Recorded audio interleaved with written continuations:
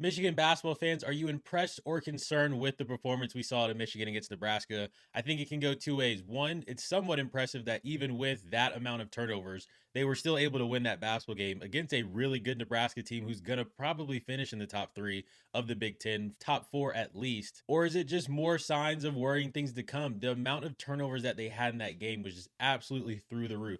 And the other thing with the turnovers is a lot of them were at least what I would deem as unforced turnovers, just trying weird passes on the wing. It was just Michigan kind of making some boneheaded plays. And I think it started early with Ellie Cadeau picking up that foul 94 feet from the basket, like 2 minutes into the first half. But this has been Michigan's issue all season long, has been the turnovers, and that they can go on these stretches where you're just like super confused as to what they're trying to do out there. And I think if you look at this stat sheet and see, okay, Nebraska makes one 3-pointer in the second half, Michigan going 19 of 23 from the free throw line, Nebraska only shooting 4. And you would think, okay, a Michigan tried to assert itself physically in the paint, but that really wasn't the case. I think they settled for a ton of outside shots that they didn't need to do, and it allowed Nebraska to stay in the game at a time where I think Michigan probably could have beaten them by 15 plus points if they don't shoot the turnovers, if they cut down a bit on the 3-point shots and go more inside.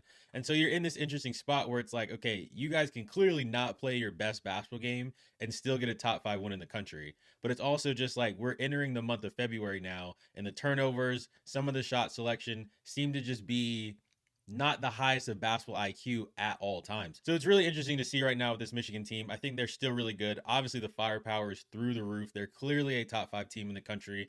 But this is why, for me, I've leaned more on Arizona being the number 1 team in the country because of the consistency that you're getting out of them on a week to week basis, where Michigan has the ability to blow a team out and win by 40, which I think is why their upside is so much higher. But then they have the ability to do games like this, and where it's like, I think if they have a game like this today and they're playing in Arizona or they're playing a UConn, they're not going to win that game.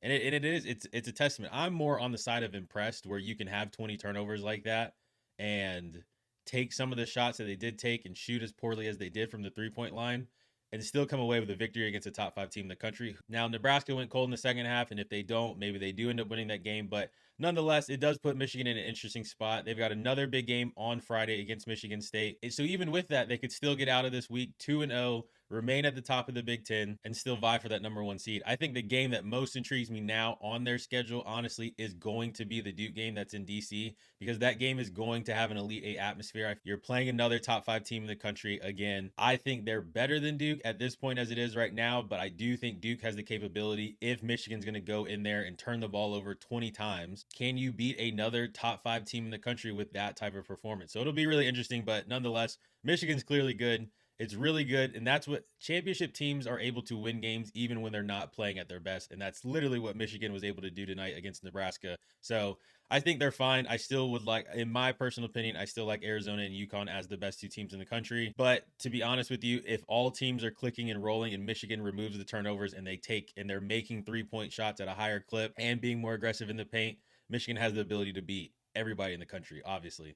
And then also shout out to Mara tonight. I hadn't watched him a ton this season, but I thought he played really well tonight. Not only just some of his offensive rebounding and the putbacks and things like that, but defensively, I thought he did a really good job, not only altering what Nebraska was trying to do on some of those backdoor cuts and try to get guard penetration inside. Even if he wasn't blocking a shot, he was clearly causing Nebraska guards to think twice before they tried to win up with the shot. The only one I really even remember being made over him was Hoiberg, and he hit that long range floater that basically almost touched the ceiling and then dropped down and in. So shout out to Mara. I thought he was really, really strong for Michigan tonight. So hit the like button, hit subscribe to your name in the portal, and we'll see you guys on the next one. Thanks.